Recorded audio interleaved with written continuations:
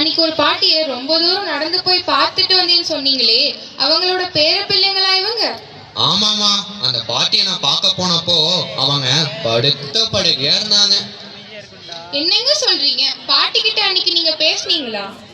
ஆமா தெய்வான, என்ன உங்க வீட்டுக்கே கூட்டிட்டு போயிடுடா வடிவேலு, நான் நம்ம ஊருக்கே வந்துறேன்னு பாட்டி கண்ணீர் விட்டு அழுதார. என்னால இன்னும் மறக்க முடியல. நான் அன்னைக்கு ராத்திரியே அப்பா கிட்ட பேசி பாட்டிங்க கூட்டிட்டு வரலாம்னு முடிவு எடுத்தேன். ஆனா பாட்டி அடுத்த நாளே இறந்துருச்சு. ரொம்ப வைராகியமான பாட்டி. பாட்டி உசுரோடு இருக்கும் போதே கேட்காம மட்டும் சொத்துக்கு வந்திருக்காங்களே, என்ன அநியாயங்க இது. எங்க அப்பா வேற சொத்து நிறைய இருக்குதுன்னு நம்பிதானே எதுவும் கேட்காம உங்களுக்கு கட்டி கொடுத்தாரு. என்ன எங்கெங்கெல்லாம் கேட்டாங்கன்னு தெரியுமா?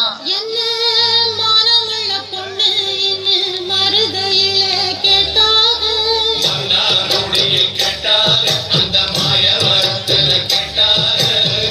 சீர்சனத்தியோட வந்து சீமையில கேட்டாங்க,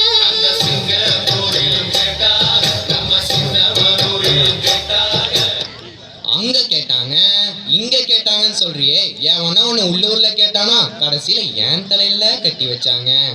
என்ன சொன்னீங்க? எங்க திரும்ப சொல்லுங்க.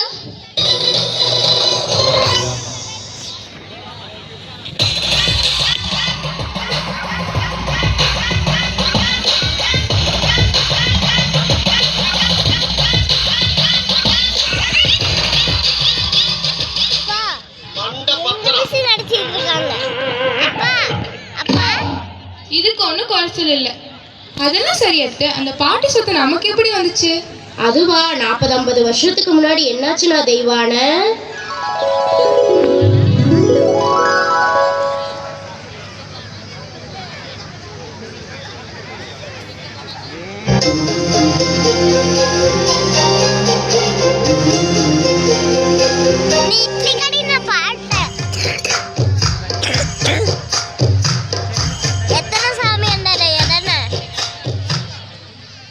டேய் 7 கடை இட்லி வாங்கினேன் 5 ரூபாய்க்கு. என்ன டேய் பொடியா, 5 ரூபாயில ஒரு காசுன்னு சொல்லி அதை எடுத்துட்டு இட்லி வாங்க வந்துட்டியாக்கும்.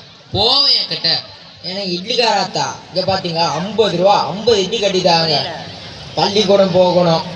அதை என்னன்னு கட்டிட்டு கிடக்கிறது என்ற தூக்கு போனில போட்டு தர எடுத்துட்டு போய் வயிறார சாப்பிட்டு போட்டு சாயங்காலமா கொண்டு வந்தா போதும். 50 இட்லி வாங்கிட்டு போறீங்களே, பள்ளிக்கூடத்துல ஏதாவது விசேஷமா? ஆமா அத்தா, இன்னைக்கு எனக்கு பிறந்த நாள். பார்க்கத்தான் ஒல்லி குச்சாட்ட இருப்பான். 50 இட்லியில 25 இட்லிய இவனே அடிச்சு தள்ளிடுவான். மீதி 25 இட்லிய நாங்க 4 பேரும் சாப்பிடுவோம்.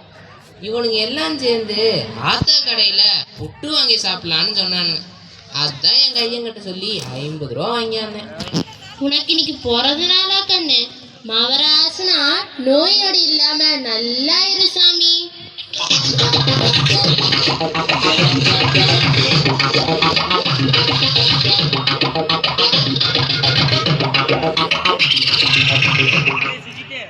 அத்தை எப்படி இருக்கீங்க? வியாபாரம்லாம் எப்படி போகுது? அதுக்கு என்ன சாமி, ஆண்டவ முன்னியத்துல எனக்கு ஒரு குறையும் இல்ல. வீட்ல எல்லாரும் நல்லா இருக்காங்களா சாமி? எல்லாரும் நல்லா இருக்காங்க அத்தை. இது யாராத்தா முகச்சாடை உங்களாட்டமே இருக்குது? ஆமா சாமி, எங்க அண்ணன் பையன் துரைசாமி. ஏன்னு போயிட்டு வரேன். ஆத்தா கடை இட்லி ருசியா இருக்கும், சாப்பிட்டு போம். காசு கம்மியாக கொடுத்துட்டு நம்ம இட்லி அதிகமாக எடுத்துகிட்டு போகிறோம். இது கூட இந்த ஆத்தாவுக்கு தெரியலை. லொல்லப்பாரு அத்தை, இவனுக்கு இல்லையே சேர்த்து எடுத்துட்டு போறானுங்க. நீங்க ஒன்றும் சொல்லாம இருக்கீங்களே. தின்னுட்டு போறாங்க போ, போடிடுங்க, வயிற்றுக்கு தானே. என்னடா தெரியும் எங்க அத்தையை பத்தி உங்களுக்கு? 55 வருஷமா இட்லி விற்கிறாங்க.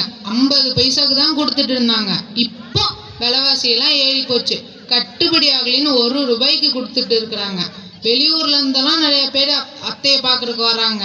புகைப்படம் தான் எடுத்துட்டு போவாங்க. அது பார்த்துட்டு நிறைய பேர் அத்தைக்கு உதவியெல்லாம் செய்வாங்க.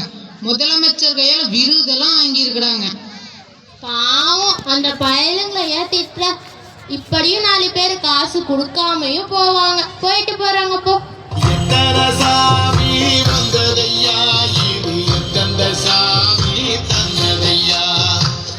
மன்னிச்சிருங்க அத்தா.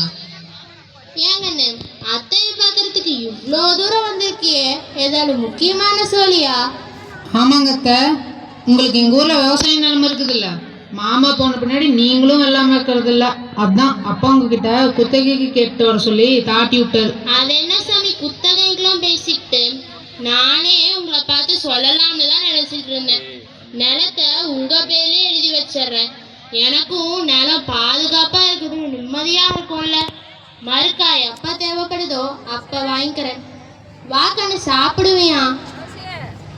நீங்கள் சொன்னதே போதுங்க அத்தை. அதுவும் இல்லாமல் நான் சாப்பிட்டு தான் வந்தேன். வேலைக்கு போகிறக்கு நேரமாச்சு. இந்த வயசுல நீங்கள் இவ்வளோ உழைக்கணுமா? பேசாமல் ஓய்வு எடுக்கலாம்ல. கஷ்டப்பட்டாதான் சாமி முன்னேற முடியும். அது கஷ்டம் இது கஷ்டம்னு நினைச்சா முன்னேறது எப்படி? இந்த வயசுலயும் வளர்க்குறாங்காட்டிக்கு தான் எல்லாரும் என்ன தேடி வராங்க. இந்த மாதிரி காசு கணக்கு பார்க்காம உழைக்கிற நல்ல மனசு யாருக்கு தான் வரும்? வருங்காலத்துலன்ற பேரம்பேத்தியெல்லாம் உங்களை மாதிரி நல்ல பேரை வாங்கணும், சமுதாயத்துக்கு நல்லதை செய்யணும்னு சொல்லி சொல்லி வளர்க்க போறேன்.